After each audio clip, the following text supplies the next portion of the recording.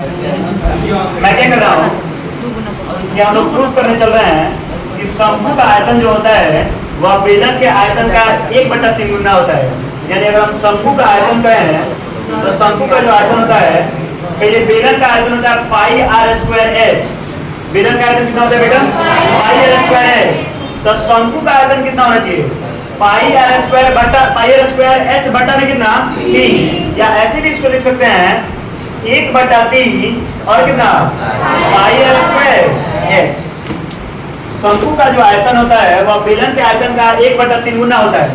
यानी पाई are square H बेलन का आयतन हो गया, तो शंकु का आयतन हो जाएगा 1/3 पाई आर स्क्वायर एच।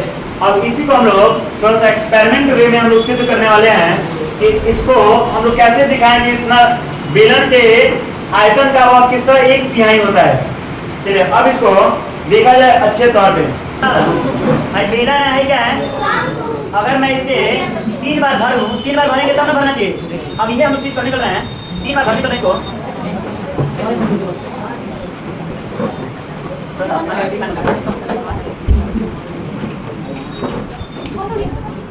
चलिए सुनिए, एक बार भरें, एक बार हो गया, इसमें डाला जाओ।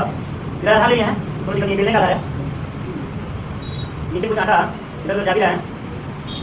एक बार हो गया, उम्मीद है कि 3 बार से भर जाना चाहिए, क्योंकि हम लोग फॉर्मूला प्रूफ कराना चाहिए तो होना चाहिए। भर गया ना, दूसरा बार 2 बार गया,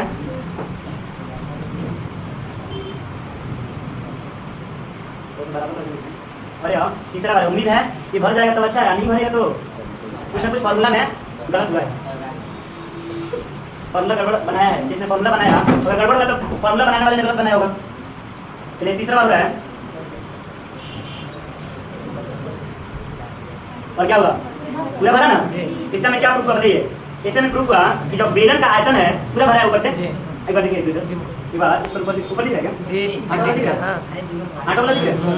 आप क्या देखेंगे, इससे हम हमें 3 बार भरे हैं, क्या पूरा का पूरा क्या हो गया बाबू? भर गया।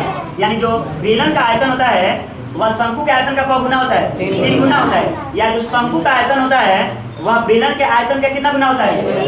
1/3 गुना होता है। प्रूफ हुआ ना। ये एक्सपेरिमेंट पहली बार आप अपने सामने मैथ का एक्सपेरिमेंट देखिएगा, नहीं तो मैथ का एक्सपेरिमेंट देखने को नहीं मिलता है, सिद्ध कराया जाता फार्मूला। हमने इस चीज को आपके सामने दिखाया कि जो बेलन का आयतन होता है वह शंकु के आयतन का क्या गुना होता है बाबू? 3 गुना होता है। Thank you so much. एक क्लैप हो जाना चाहिए कम से कम।